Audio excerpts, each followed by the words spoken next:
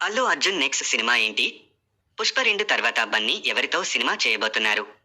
అదేంటి త్రివిక్రమ్‌తో ఉండబోతుందని already announce చేశారు కదా అనుకోవచ్చు. ఇది సినిమా ఇండస్ట్రీ.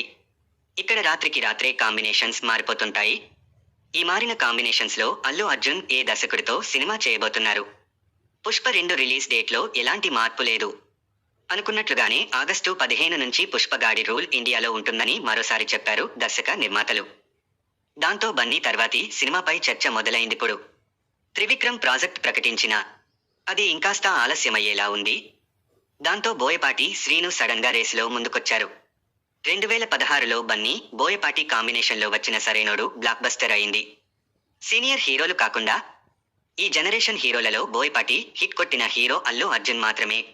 ఈ కాంబోనే మరోసారి రిపీట్ కానుంది. గీతా ఆర్ట్స్లోనే బోయపాటి తర్వాతి సినిమా ఉండబోతుందని అధికారికంగా కన్ఫర్మేషన్ వచ్చింది.